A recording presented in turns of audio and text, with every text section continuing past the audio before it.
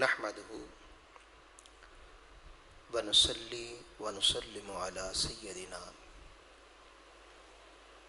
ونبينا ومولانا وملجانا ومأوانا محمد رسول النبي الكريم الأمين المكين الرؤوف الرحيم. اما بعد فاعوذ باللہ من الشیطان الرجیم. بسم اللہ الرحمن الرحیم. سبحان الذی اسری بعبدہ لیلا من المسجد الحرام الى المسجد الاقصى الذی بارکنا حولہ لنریہ من آیاتنا انہ هو السمیع البصیر. صدق اللہ مولانا العظیم. واجب الاحترام معزز و محترم شرکاء اجتماع جمعہ اور عزیزان گرامی قدر، اللہ رب العزت کی توفیق اور حضور علیہ الصلوۃ والسلام کے نعلین مبارک کے تصدق سے چونکہ رجب شریف کا آغاز ہو گیا ہے اور غالباً آج 2 تاریخ ہے، اس میں عظیم الشان واقعہ معراج النبی پیش آیا. ہم انشاءاللہ آج سے ہی اس کا آغاز کر رہے ہیں اور اس کے مختلف پہلوؤں پر انشاءاللہ ہم گفتگو کریں گے. معراج النبی کے آج کی گفتگو حضور علیہ الصلوۃ والسلام کے سفر معراج پر کیے جانے والے اعتراضات پر ہم کر رہے ہیں. قرآن مجید کی سورہ بنی اسرائیل کی پہلی آیت مبارکہ میں اللہ رب العزت نے یہ سفر اپنے پیارے حبیب صلی اللہ علیہ وسلم کو کروایا اور رات کے انتہائی مختصر حصے میں کروایا، جس کے لیے قرآن کہتا ہے سبحان الذی اسری بعبدہ لیلا. پاک ہے وہ ذات جس نے اپنے عبد خاص کو رات کے انتہائی مختصر حصے میں من المسجد الحرام الى المسجد الاقصی، مسجد اقصی سے مسجد اقصی تک کی سیر کرائی. الذی بارکنا حولہ، وہ مسجد اقصی جس کے گردا گرد ماحول کو ہم نے برکتوں سے نوازا ہے. اور یہ سیر کیوں کروائی، اس کا مقصد کیا تھا؟ لنریہ من آیاتنا، تاکہ ہم اپنے اس بندہ خاص کو اپنی نشانیاں دکھائیں. ہم انشاءاللہ اللہ کی توفیق سے حضور علیہ الصلوۃ والسلام کے نعلین پاک کے تصدق سے یہ نشانیاں بھی انشاءاللہ بیان کریں گے اور ان تفصیل کے ساتھ ان نشانیوں کو اس رات اللہ پاک نے اپنے پیارے حبیب کو کیا کیا نشانیاں دکھائیں، ان پر انشاءاللہ تفصیلی گفتگو ہوگی. انہ هو السمیع البصیر، بے شک وہ سننے والا اور دیکھنے والا ہے. اس واقعہ معراج پر اعتراض یہ کیا جاتا ہے جن لوگوں کی سمجھ میں یہ بات نہیں آتی کہ معراج النبی جو اسے عقل کے پیمانے پر پرکھتے ہیں اور پھر وہ عقل سے جب پوچھتے ہیں تو اس کی سمجھ میں یہ بات نہیں آتی کہ معراج النبی ایک لمحے سے بھی کم عرصے میں اتنا لمبا سفر کیسے طے ہو گیا، یہ کیسے، کیوں، کب، یہ سب سوال عقل کے ہوتے ہیں. اور قرآن مجید اور صاحب قرآن کی ہر بات عقل پر پرکھی نہیں جا سکتی، ہر چیز عقل سے سمجھ میں نہیں آتی، تو لہٰذا اسے عقل سے سمجھنا ایک گمراہی ہوگا۔ جو قرآن مجید اور صاحب قرآن کی ہر بات کو عقل پہ سمجھے گا تو عقل ہر چیز کا احاطہ نہیں کر سکتی، عقل محدود ہے، اور قرآن لامحدود ہے، اور قرآن کی باتیں بھی لامحدود ہیں۔ اجزائے ایمان ہی عقل میں نہیں آتے، یعنی اللہ ہے، عقل کا تقاضا ہے کدھر ہے، اور جواب آتا ہے نظر نہیں آتا۔ عقل کا تقاضا ہے جو چیز موجود ہو نظر آئے، نظر نہیں آتی تو سنی جائے، تو اس کی آواز ہی سنا دیں تو آواز آتی ہے، وہ سنا بھی نہیں جاتا۔ اب عقل کا تقاضا ہے چلو اس کو چھونے سے موجودگی ظاہر ہوتی ہے تو اس کو چھو لیں ہاتھ سے، تو شریعت کہتی ہے وہ چھوا بھی نہیں جاتا۔ عقل کا ایک تقاضا ہے کہ کوئی چیز سونگھنے سے بھی اس کی موجودگی کا پتہ چل جاتا ہے، اگر نظر نہیں آتی تو اس کی کوئی خوشبو آ جائے تو آواز آتی ہے شریعت کی کہ نہیں وہ سونگھا بھی نہیں جاتا۔ اب عقل کا تقاضا ہے کہ چلو سمجھا دیں، سمجھ میں آ جائے، تو شریعت کہتی ہے کہ وہ دل میں تو آتا ہے سمجھ میں نہیں آتا۔ میں جان گیا ہاں تیری پہچان یہی ہے، وہ سمجھ میں بھی نہیں آتا۔ تو اب کیوں ماننا ہے؟ اب عقل سے نہیں ماننا، اب اس لیے ماننا ہے کہ کہنے والا صاحب قرآن وہ صادق ہے، وہ سچا ہے، وہ جو بات کرتا ہے سچی کرتا ہے۔ تو پہلے یہ ایمان لانا پڑے گا کہ خبر دینے والا وہ سچا ہے۔ جب اسے آپ نے سچا مان لیا، اب اس کے بعد وہ جو کہے اسے عقل پہ نہیں پرکھنا، چونکہ ہے سچا، جو بات کہتا ہے سچی کہتا ہے۔ یہ ہے ایمان، یہ ایمان کی تعریف ہو گئی۔ عقل پہ پرکھیں گے تو خدا کا بھی انکار ہو جائے گا، عقل پہ پرکھیں گے تو فرشتے کا بھی انکار ہو جائے گا، عقل پہ پرکھیں گے تو نبوت کا بھی انکار ہو جائے گا، عقل پہ پرکھیں گے تو جنت و جہنم کا بھی انکار ہو جائے گا، عقل پہ پرکھیں گے تو قبر کی تمام صورت حالات کا بھی انکار ہو جائے گا۔ تو بہت سارے ایمانیات کا تعلق ہی عقل سے ماورا ہے۔ اسی طرح معجزہ بھی اسے ہی کہتے ہیں جو عقل میں نہیں آتا۔ معجزے کی تعریف بھی یہی ہے جو عقل میں نہ آئے، اور عقل جس کا ادراک کرنے سے، احاطہ کرنے سے ماورا ہو، وہ معاملہ جب نبی کے ہاتھ پر پیش آ جائے تو اس کو معجزہ کہتے ہی اس لیے ہیں کہ عقل اس کا احاطہ نہیں کر سکتی۔ معراج النبی حضور علیہ الصلوۃ والسلام کے عظیم معجزات میں سے ہے، حضور کا معجزہ ہے۔ اب پہلا اعتراض یہ کیا جاتا ہے کہ یہ واقعہ خواب کا تھا، یہ بات کی جاتی ہے، اور حضور کو جسمانی معراج نہیں ہوئی۔ یہ کہا جاتا ہے کہ جسم کے ساتھ آپ اتنا لمبے سفر پہ پہلے بیت المقدس، پھر سدرۃ المنتہا، پھر او ادنا، یہ 3 مراحل آپ نے خواب میں طے کی، جسمانی معراج نہیں تھی۔ اس کے لیے پھر حضرت سیدہ عائشہ صدیقہ رضی اللہ تعالی عنہا کا قول لایا جاتا ہے کہ سیدہ عائشہ صدیقہ رضی اللہ تعالی عنہا نے فرمایا کہ معراج کی شب وہ میرے بستر سے جدا نہیں ہوئے تھے، یعنی آپ کا جسم مبارک بستر پر ہی موجود تھا۔ یہ حدیث پاک ہے، سیدہ عائشہ صدیقہ اس کی راوی ہے۔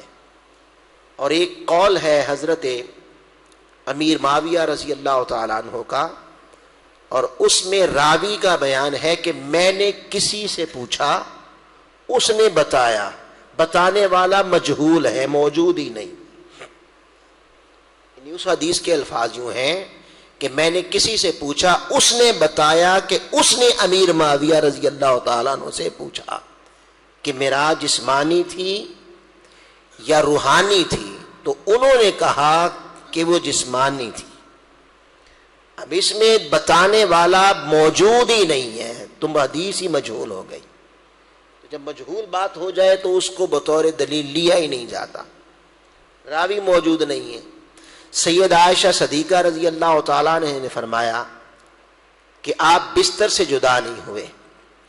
تو اس کا جواب تو ایک یہ ہے کہ جب معراج ہوئی تو معراج قرآن مجید بتا رہا ہے من المسجد الحرام الی المسجد الاقصی. اس کا مطلب یہ ہے کہ یہ معراج ہجرت سے پہلے ہوئی، یعنی ابھی ہجرت نہیں ہوئی، ہجرت سے پہلے مکی دور میں معراج ہوئی. جب مکی دور میں معراج ہوئی تو اس وقت سیدہ عائشہ صدیقہ رضی اللہ تعالی عنہا کی عمر مبارک تو 4 سال تھی. جب 4 سال تھی تو اس کا مطلب ہے کہ وہ آپ کے نکاح میں اس وقت نہیں تھی. تو ان کا یہ کہنا کہ وہ میرے بستر سے جدا نہیں ہوئے، تو یہ بستر سے جدا نہیں ہونے والی بات تو مدنی ہے. اس کا مطلب ہے کہ سیدہ عائشہ صدیقہ جس وقت کی بات کر رہی ہیں ان کا، سیدہ کا حضور کے بستر سے کوئی تعلق ہو چکا تھا. آقا علیہ السلام کے بستر کے ساتھ ان کا تعلق قائم ہو چکا تھا. تو وہ فرما رہی ہیں کہ حضور کا جسم مبارک بستر سے جدا نہیں ہوا. اس کا معنی یہ ہوا کہ وہ مکی دور کی بات ہی نہیں کر رہی، وہ بات کسی مدنی دور کی کر رہی ہے. اور حضور علیہ الصلوۃ والسلام کے معراج کی بات میں 2 قول ہیں کہ آپ کو 120 مرتبہ معراج ہوئی، ایک قول یہ ہے، اور ایک قول یہ ہے کہ آپ کو 30 مرتبہ معراج ہوئی. اس پر علماء کا اختلاف ہے. اس 30 مرتبہ معراج میں جو آپ کو ہوئی یا 120 مرتبہ معراج ہوئی وہ روحانی معراج تھی، وہ معراج جسمانی معراج نہیں تھی، وہ روحانی معراج تھی. سیدہ عائشہ صدیقہ جس معراج کی بات کر رہی ہیں وہ مدینے کی بات ہے، کیونکہ آپ کا نکاح مدینے میں ہوا ہے اور آپ مدینے میں حضور علیہ الصلوۃ والسلام کے نکاح میں آئی ہیں. اب حضور علیہ الصلوۃ والسلام کو جو روحانی معراجیں ہوئیں، 30 معراجیں یا 120 معراجیں، اس معراج میں سے کسی معراج کی بات سیدہ عائشہ صدیقہ فرما رہی ہیں، نہ کہ مکی معراج کی بات ہو رہی ہے. مکے میں تو آپ ابھی 4 سال کی تھیں، آپ کا نکاح بھی نہیں ہوا تھا، آپ حضور علیہ السلام کی زوجیت میں بھی نہیں آئی تھیں. اور قرآن کہہ رہا ہے من المسجد الحرام الی المسجد الاقصی، کہ مسجد حرام سے مسجد اقصی تک کی معراج کروائی گئی. تو اس میں تطبیق یہ ہے کہ سیدہ عائشہ صدیقہ جس معراج کی بات کر رہی ہیں وہ یہ معراج ہی نہیں ہے، سرے سے وہ یہ معراج نہیں ہے. وہ معراج روحانی تھی جو 30 مرتبہ یا 120 مرتبہ کی معراج ہے، اس میں ہے. اور اس کی دوسری بات یہ ہے کہ یہ وجود پاک تو سید عالم صلی اللہ علیہ وآلہ وسلم کا ہے. یہ تو آقا علیہ الصلوۃ والسلام کی شان ہے. قرآن مجید میں بنی اسرائیل کے ایک ولی کا قصہ آتا ہے جو حضرت سلیمان علیہ الصلوۃ والسلام کے صحابی ہیں، جو بیت المقدس سے سبا کی طرف جو 1500 کلومیٹر کے فاصلے پہ ہے وہاں گئے. قرآن کے الفاظ ہیں کہ انہوں نے کہا، جب حضرت سلیمان نے کہا کہ بلقیس پہنچ گئی ہے اور اس کا تخت 1500 کلومیٹر سے اٹھا کے لانا ہے، جو جن نہ لا سکا، یعنی 1500 کلومیٹر جانا بھی تھا، 1500 کلومیٹر آنا بھی تھا. تو اس پر جب انہوں نے پوچھا کہ ایکم یا ایھا الملأ ایکم یاتینی بعرشھا، کہ اے حاضر مخلوق کون ہے جو 1500 کلومیٹر جائے گا بھی آئے گا بھی اور اس کے پہنچنے سے پہلے تخت اٹھا کے لائے گا بھی. قرآن کہتا ہے قال الذی عندہ علم من الکتاب. ایک صاحب کتاب کا علم رکھنے والا ایک شخص کھڑا ہوا جن کا نام حضرت آصف بن برقیہ تھا. یہ سلیمان علیہ السلام کے صحابی تھے اور شاگرد تھے، اور انہوں سے کہا کہ میں لے کے آؤں گا، انا آتی کا بھی.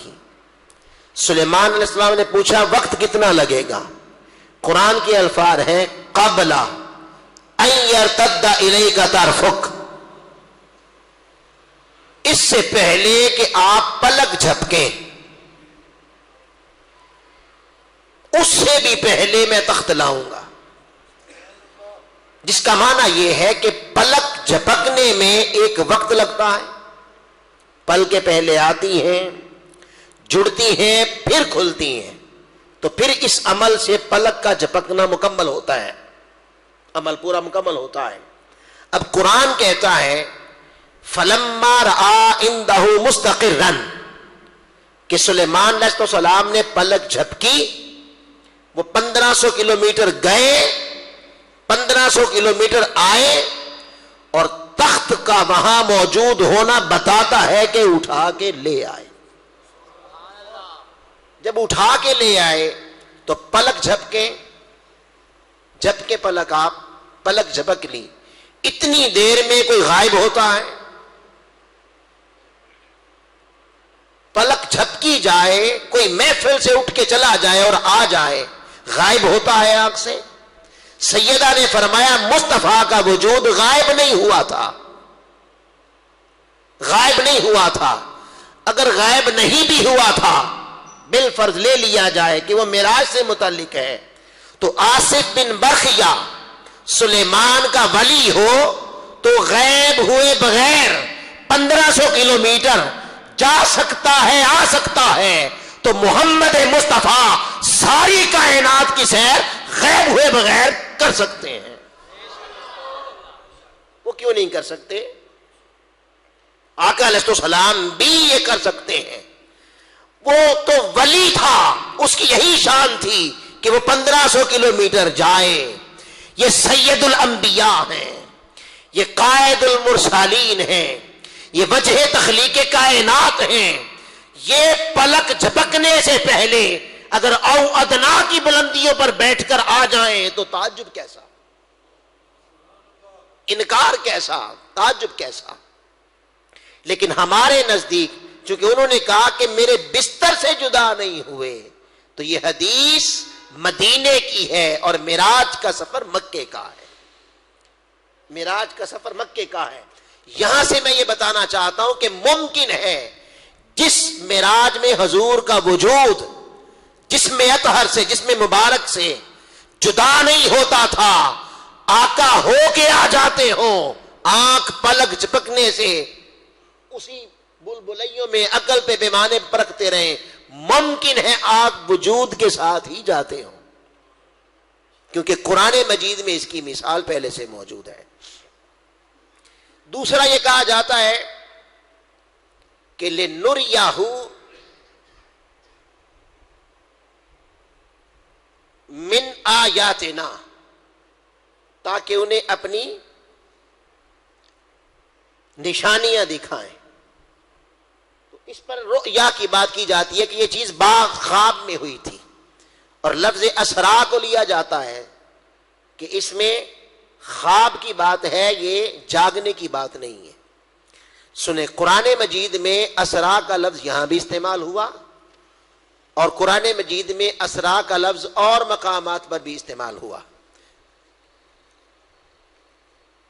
یعنی یہ بات کہ حضور جسم مبارک کے ساتھ تشریف نہیں لے گئے، یہ بات، یہ سوال اور یہ اعتراض کہ آقا علیہ السلام جسم مبارک کے ساتھ نہیں لے گئے، اسرا آ گیا، بس سیر کی وہ خواب میں کی تھی.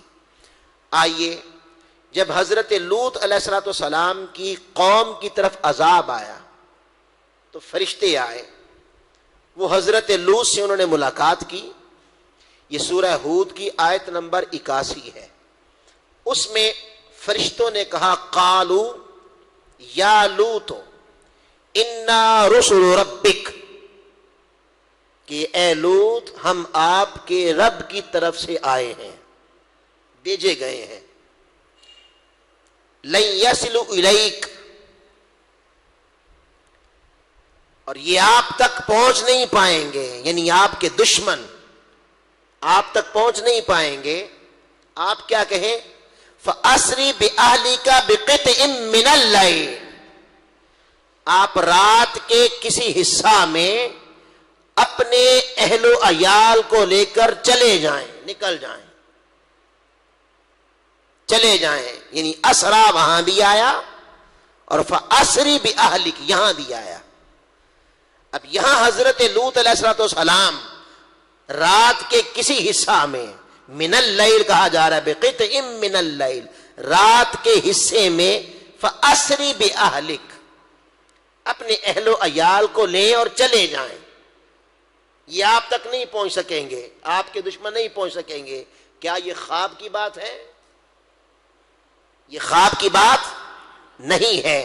قرآن بتا رہا ہے کہ فَأَسْرِ اسرا وہاں پر آیا، رات کے حصے میں جسم کے ساتھ جاگتے ہوئے رات میں سیر کرنا، نکلنا، یہ جاگتے ہوئے جسم کے ساتھ آتا ہے، خواب میں نہیں آتا. کیونکہ حضرت لوط علیہ السلام اپنے اہل و عیال کو جو رات کے حصے میں لے کر نکلے اور اللہ کے حکم سے نکلے، وہ تو خواب نہیں تھا. اور اسرا کا لفظ خواب کے لیے مختص کرنا یہ غلطی ہے. قرآن مجید کے دوسرے مقام پر اللہ پاک نے حضرت لوط کو فرمایا کہ رات کے حصے میں اپنے اہل و عیال کو لے کر نکلیں، اور وہ نکلے، وہ وجود بشری کے ساتھ نکلے تھے، نہ کہ کوئی خواب تھا، نہ کوئی روحانی بات تھی، اور نہ وہ جسمان روح کے ساتھ نکلے تھے. اسی طرح دوسرے مقام پر فرمایا فَأَوْحَيْنَا إِلَى مُوسَىٰ أَنْ أَسْرِ بِعِبَادِي إِنَّكُمْ مُتَّبِعُونَ. جب فرعون نے حضرت موسیٰ علیہ السلام پر حملے کا اور ان کے کارکنان اور ماننے والوں پر حملے کا اور ان کے امتیوں پر حملے کا ارادہ کر لیا، اللہ رب العزت نے وحی بھیجی. اللہ پاک نے فرمایا وَأَوْحَيْنَا إِلَىٰ مُوسَىٰ، اور ہم نے موسیٰ علیہ السلام کی طرف وحی کی، اور انہیں کیا کہا؟ ان اسری بعبادی، اے موسیٰ اپنے ماننے والے میرے بندوں کو ساتھ لے کر رات کے وقت میں نکل جاؤ، راتوں رات نکل جاؤ. انکم متبعون، تمہارا پیچھا کیا جائے گا، تمہارا تعاقب ہوگا، لہذا تم رات کے وقت نکل جاؤ. تو موسیٰ علیہ السلام جو نکلے تو وہ خواب تھا؟ جب فرعون تعاقب کر رہا تھا پیچھے اور موسیٰ علیہ السلام نکلے اور اللہ کے حکم سے نکلے، اور اللہ پاک نے اسرا کا لفظ یہاں بھی یوز کیا، فَأَسْرِ بِعِبَادِي، میرے بندوں کو لے کر نکل جاؤ رات کے وقت میں، تمہارا تعاقب ہوگا، تمہارا پیچھا ہوگا، ظلم ہونے والا ہے، نکل جاؤ. حضرت موسیٰ بنی اسرائیل کو لے کر نکلے، خواب تھا؟ اسرا وہاں بھی ہے. حضرت لوط لے کر نکلے اپنے اہل عیال کو، وہ خواب تھا؟ اسرا وہاں بھی ہے. تو اگر وہاں بھی اسرا جسم کو رات کے وقت میں بھرپور بشری پیکر کے ساتھ نکلنے کے لیے قرآن کے دیگر مقامات پر استعمال ہوا ہے، تو یہاں بھی اسرا سے مراد مصطفیٰ کا خواب نہیں ہے، آقا کا پورے بشری وجود کے ساتھ مسجد حرام سے مسجد اقصیٰ کی طرف جانا ہے، نہ کہ خواب ہے.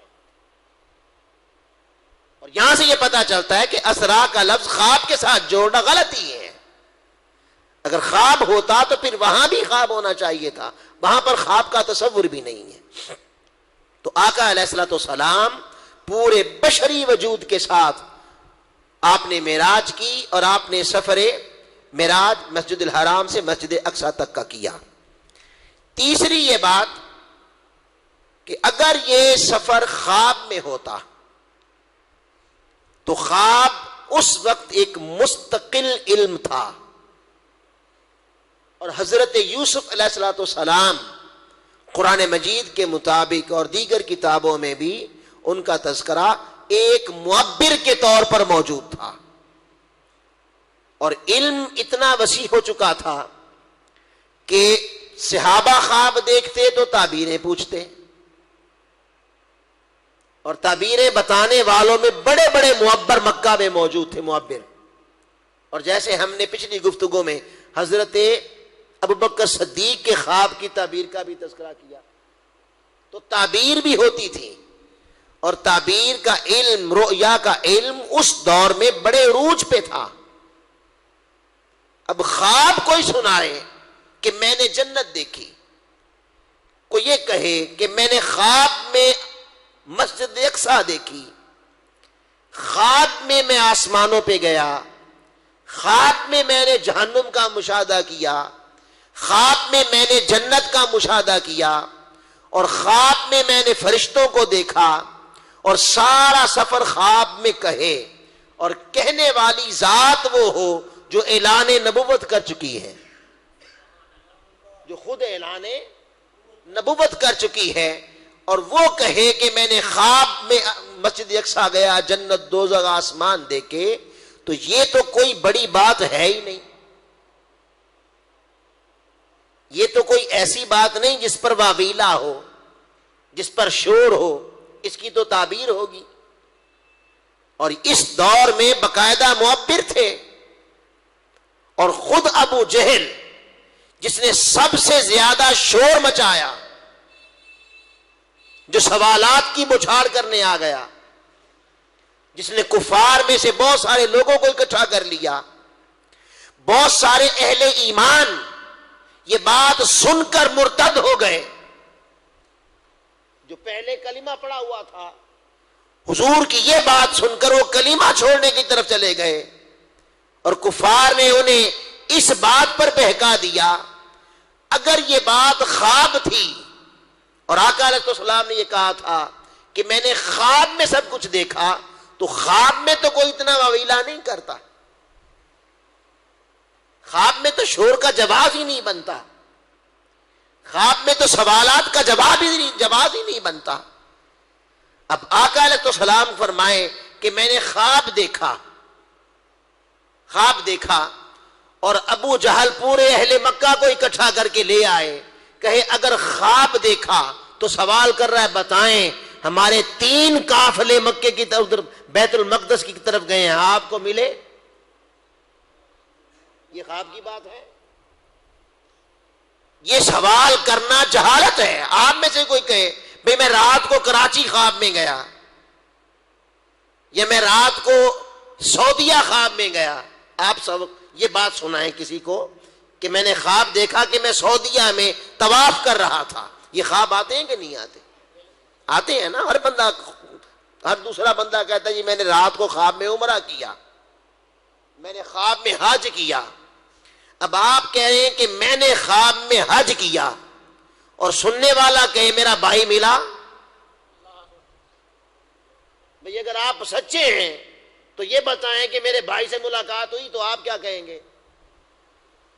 آپ اسے کیا کہیں گے؟ پاگل وہ تو خواب سنا رہا ہے اور آپ حقیقت کی بات پوچھ رہے ہو۔ اب ابو جہل پوچھ رہا ہے کہ اگر آپ گئے تو بتائیں 3 قافلے ہمارے گئے، ملے؟ ابو جہل کا سوال کرنا بتاتا ہے کہ مصطفیٰ نے خواب کی بات نہیں کی تھی، کوئی اتنی بڑی حقیقت بیان کی تھی جو ابو جہل کو قبول نہ تھی، کفار مشرکین کو قبول نہ تھی۔ یہ کوئی ایسا دعویٰ تھا جسے عقل انسانی قبول کرنے کے لیے تیار نہ تھی، اس لیے وہ سوال کر رہا ہے۔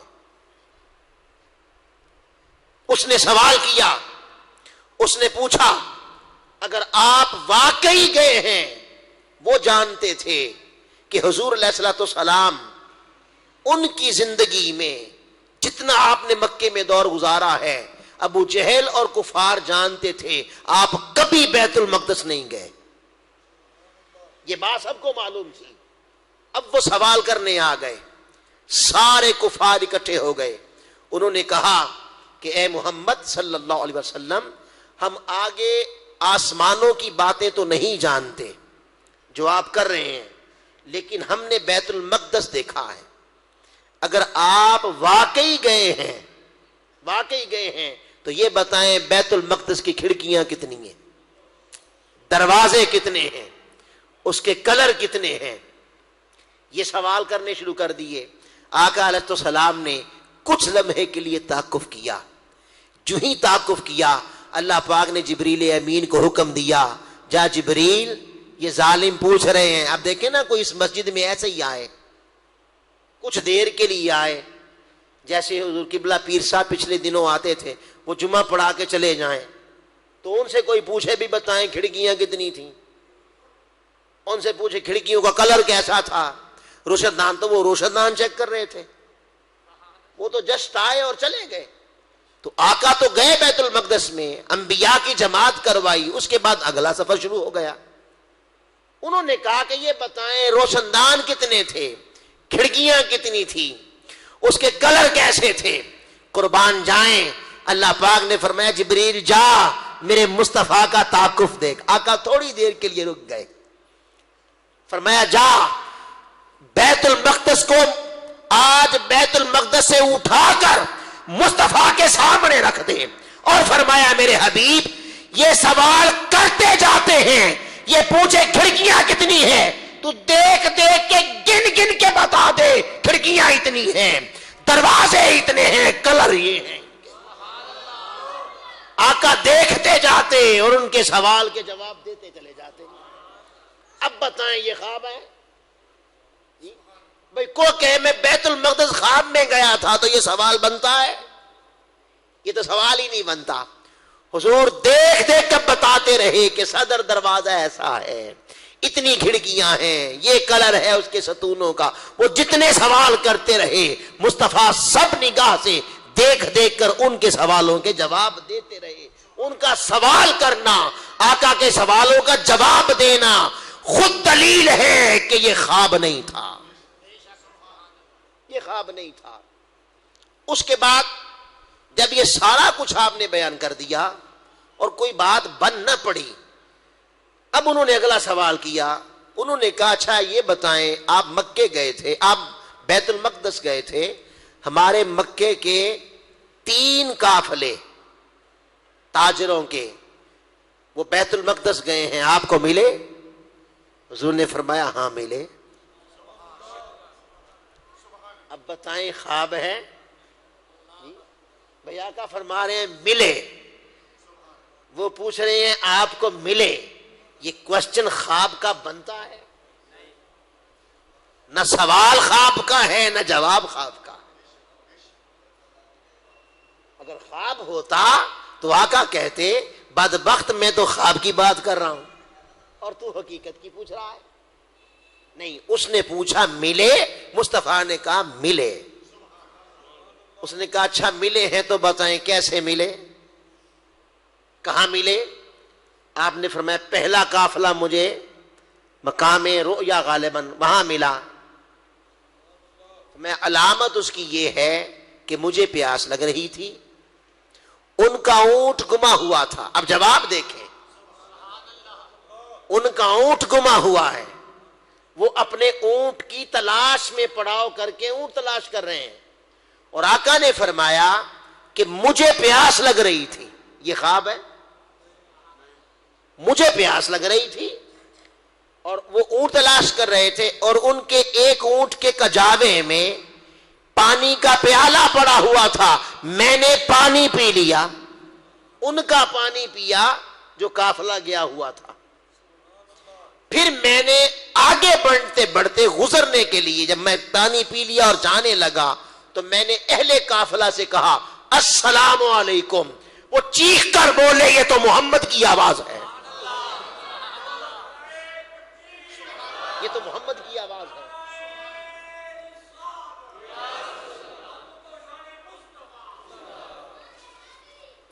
فرمایا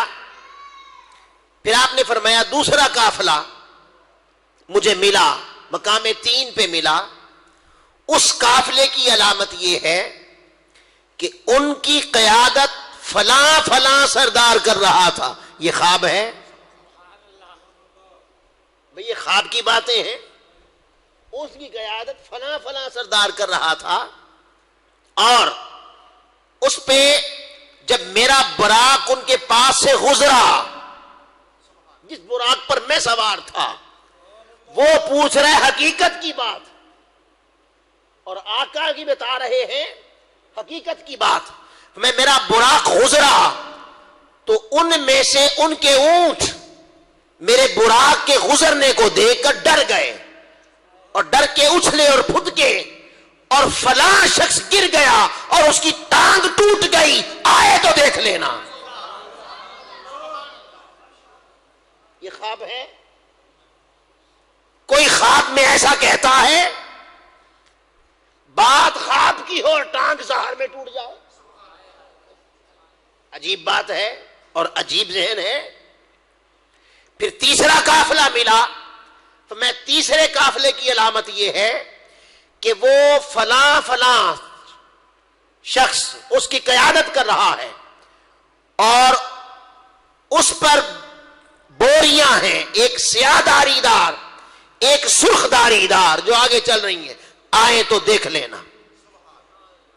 انہوں نے کہا بڑی دلیل ہاتھ آ گئی ہے ہمارے پاس. اے محمد صلی اللہ علیہ وسلم، جب اتنی باتیں آپ نے بتا دی ہیں، ایک اور بات بتا دیں، وہ یہ آپ کے اندازے کے مطابق وہ قافلے مکے کب پہنچیں گے؟ مکے کب پہنچیں گے؟ حضور نے فرمایا پہلا قافلہ. اب آقا علیہ السلام نے انسانی بشری تقاضے کے مطابق اس کی رفتار کو دیکھا اور فاصلہ اس کو ذہن میں لائے، اور اس کے مطابق حضور نے فرما دیا کہ وہ پہلا قافلہ کل سورج کے طلوع پہ پہنچے گا، کل صبح سورج کے طلوع پہ پہنچے گا. بتائیں یہ خواب ہے؟ وہ پوچھ رہے ہیں قافلہ کب پہنچے گا، اور آقا کہہ رہے ہیں کل سورج کے طلوع پہ پہنچے گا. خواب کی نہ باتیں ہیں نہ سوالات ہیں. دوسرا قافلہ این وقت نصف النہار پہ پہنچے گا. تیسرا قافلہ سورج کے غروب پہ پہنچے گا. اب آئیں، اگر یہ خواب تھا تو ان کے سوال ہی یہ نہیں بنتے، اور آقا کے جواب بھی یہ نہیں بنتے. انہوں نے کہا ٹھیک ہے اے محمد صلی اللہ علیہ وسلم، ہمیں بڑی دلیل مل گئی ہے. وہ چلے گئے. اگلی جب صبح آنے والی تھی تو قربان جائیں مصطفیٰ کے غلام بھی آ گئے اور سارے کافر بھی آ گئے. ابو جہل بھی آ گیا اپنے حواریوں کر لے کر، اور اپنے محبوب کی عظمت اور شان دیکھنے کے لیے غلام بھی آ گئے. تو آتے دونوں ہیں، آتے دونوں ہیں، مگر کوئی آتا ہے تنقید کرنے کے لیے اور کوئی آتا ہے راہ ہدایت لینے کے لیے. تو جو جس نیت سے آئے سب کو ملتا ہے، خالی کوئی نہیں جاتا. تنقید کرنے کے لیے آئے تو اسے تنقیدی مواد دیا جاتا ہے، اور جو خیرات لینے آئے تو اسے ہدایت کی راہ میں خیرات مل جاتی ہے. آتے سارے ہیں. لہذا یہاں سے یہ نقطہ بیان کرنا چاہتا ہوں، جب کسی صاحب حال کے پاس جاؤ، جب کسی صاحب علم کے پاس جاؤ، کہ صاحب تقوی و طہارت کے پاس جاؤ، تو لوگوں تنقید کی نگاہ سے نہ جاؤ، تنقید کو پیچھے پھینک دو. اگر کچھ لینا چاہتے ہو تو پھر خیراتی بن کے جاؤ، ہدایت کے طلبگار بن کے جاؤ.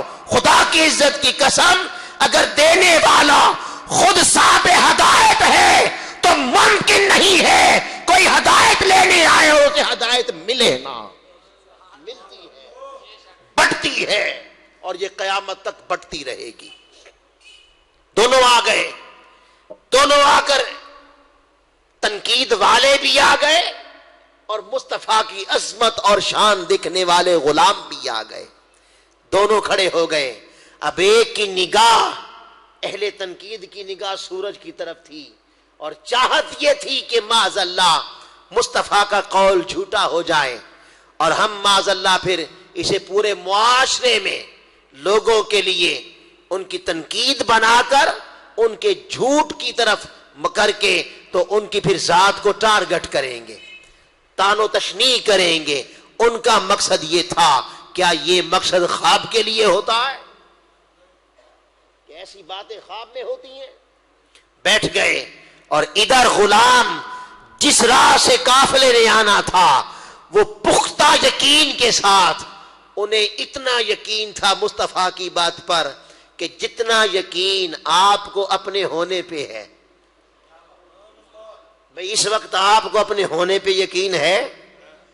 آپ کو یقین ہے کہ دن ہے؟ کوئی شک ہے کہ دن ہے؟ کوئی ذرہ برابر شک کہ رات ہے؟ یہ شک ہو سکتا ہے؟ خدا کی عزت کی قسم, صحابہ کا مصطفیٰ کے ساتھ ایمان کا, یقین کا اور ایمان کا ایسا تعلق تھا جتنا آپ کو یقین اب کے دن کے ہونے پہ ہے, انہیں 1000 گنا زیادہ یقین مصطفیٰ کی بات کے سچ ہونے پہ تھا, آقا کی بات کے سچ ہونے پہ تھا. وہ قافلے کی طرف دیکھنے لگے. ادھر کسی کافر نے بلند آواز سے کہا کہ دیکھو سورج طلوع ہو گیا ہے. آواز بلند کی. غلام بولا ناداں ادھر نہ دیکھ ادھر بھی دیکھ, قافلہ بھی آ گیا. اسی وقت پہ قافلہ پہنچا.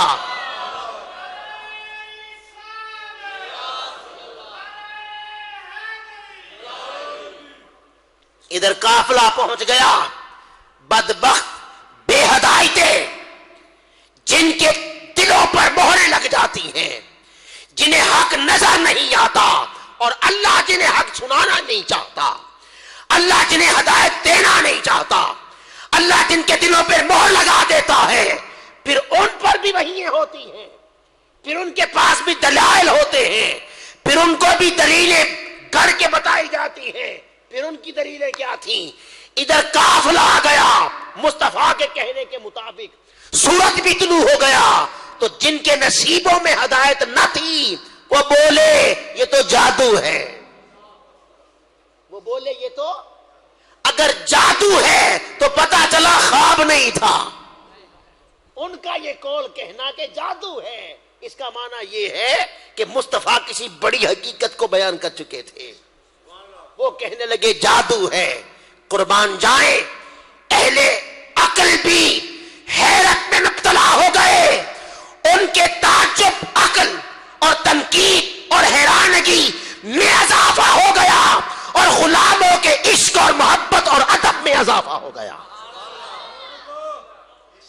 انہیں ادب کی خیرات مل گئی, انہیں حضور علیہ السلام کی محبت کی خیرات مل گئی, انہیں آقا کی غلامی کی خیرات مل گئی, اور جنہیں تنقید تھی انہیں کے لیے حیرانگی اور تعجب کی اور نفرت کی خیرات اور بڑھ گئی. یہ حق کی پہچان ہوتی ہے. پھر وقت آیا نصف النہار کا, پھر آ گئے. بھئی آپ کہہ چکے جادو ہے تو اب کیوں آئے؟ ایک سوال ہے نا بھئی, جب جادو کہہ چکے پہلے تو اب کیا لینے آ گئے؟ پھر آ گئے کہ چلو اس پہ تنقید کر لیں گے, یہ بات کر لیں گے. تو این نصف النہار کے وقت سے پہلے آ کے دونوں بیٹھ گئے. وہ بھی آ گئے, مصطفیٰ کے دیوانے بھی آ گئے, حضور کے غلام بھی آ گئے. آ کے دیکھنے لگے. ادھر ایک کی نگاہ سورج کی طرف تھی کہ نصف النہار ہو جائے, اور خواہش تھی قافلہ نہ آئے, خواہش تھی قافلہ نہ آئے. اتنے میں اس کافر نے آواز بلند کی, نصف النہار ہو گیا. اوپر دیکھ رہا تھا سورج کی طرف, نو سورج این وسط پہ آ چکا. اس نے بلند آواز کی. غلام بولا بدبخت نگاہیں نیچی کر, ادھر دیکھ قافلہ بھی آ گیا, قافلہ بھی آ گیا. پھر مغرب کا وقت آیا, پھر آ گئے. پھر بولے جادو ہے, پھر آ گئے. اب ایک کی نگاہ سورج پہ تھی، ایک کی نگاہ قافلے پہ تھی، دونوں دیکھ رہے تھے، قربان جائیں۔ اب سورج والے جو سورج کو دیکھنے والے تھے وہ بھی دیکھ رہے تھے۔ آقا علیہ السلام نے اپنے اندازے کے مطابق جس رفتار سے بتایا تھا اس نے پہنچنا تھا سورج کے غروب ہونے پر، مگر اللہ کو مقصود تھا کہ آج مصطفیٰ کی شان بتاؤں، آج اپنے محبوب کی عظمت کو ظاہر کر دوں۔ اس قافلے کو راستے میں کام پڑ گیا، وہ کوئی 2-3 گھنٹے اس نے پڑاؤ کر لیا۔ اب کرتے کرتے چونکہ اس جس رفتار سے چل رہا تھا اس رفتار میں کمی آ گئی، 2-3 گھنٹے ٹھہر گیا، ادھر سورج عین غروب کے پاس پہنچا، قافلہ لیٹ تھا۔ اللہ پاک نے آواز دی، سورج تو نے سنا نہیں میرے یار نے کیا کہا ہے، میرے محبوب نے کیا کہا ہے؟ محبوب نے کہا ہے کہ قافلہ سورج کے غروب پہ آئے گا، جب تک قافلہ نہ آئے تجھے غروب ہونے کی اجازت نہیں ہے۔ سورج ٹھہرا رہا، عقل حیران میں رہی، حیران کی وادیوں میں رہی، حیرانگی کی وادیوں میں رہی، اور سورج ٹھہرا رہا، وقت بیتتا رہا، مگر سورج حرکت کے لیے آگے نہیں بڑھ رہا۔ وہ مصطفیٰ کے قول کا ادب کر رہا ہے، وہ آقا کے قول کا ادب کر رہا ہے۔ سب حیران تھے کہ یہ کیا بات ہے، سورج نیچے نہیں جا رہا۔ پھر عین اس وقت جب قافلہ طلوع ہوا، سورج غروب ہوا، تو حضور کا قول کو اللہ پاک نے خود سچا کر دکھایا اور بتا دیا کہ میرے مصطفیٰ کی زبان سے جو بات نکل جائے، میری کائنات کا نظام میں بدلنا چاہوں تو بدل دیتا ہوں، اپنے یار کی بات میں فرق نہیں آنے دیتا۔ یہ ایمان تھا۔ یہ ساری صورتحال خواب کی ہے، یہ ساری صورتحال خواب کی ہے۔ بدبخت بولے یہ تو جادو ہے، یہ جادو کا جملہ خواب کے لیے بولا جاتا ہے؟ نہیں، واقعہ معراج النبی حضور علیہ السلام کو بشری وجود کے ساتھ، آقا علیہ السلام کو پوری روح جسمانی جسم کے ساتھ جاگتے ہوئے سارا سفر آپ نے مسجد حرام تک کا، مسجد اقصی تک کا، پھر آگے سدرۃ المنتہا تک کا، اور پھر ادنا تک کا سفر، عقیدہ یہ ہے خواب میں نہیں کیا تھا، جاگتے ہوئے عالم بیداری میں کیا تھا۔ اپنے عقیدے درست کرنی چاہیے۔ انشاءاللہ اگلا ہم پروگرام جو اگلا بیان ہوگا، حضور علیہ السلام نے اس رات جو مشاہدات کیے، ان مشاہدات میں پھر جنت بھی دیکھی، پھر دوزخ بھی دیکھی۔ اگلے پروگرام میں انشاءاللہ ہم تحقیق کے ساتھ جنتیں کتنی ہیں اور جنت کیا ہے، اور دوزخ کتنے ہیں اور ان کی کیفیت کیا ہے، یہ بیان کریں گے، اور حضور علیہ السلام کے چند مشاہدات بیان کریں گے۔ وما علینا الا البلاغ۔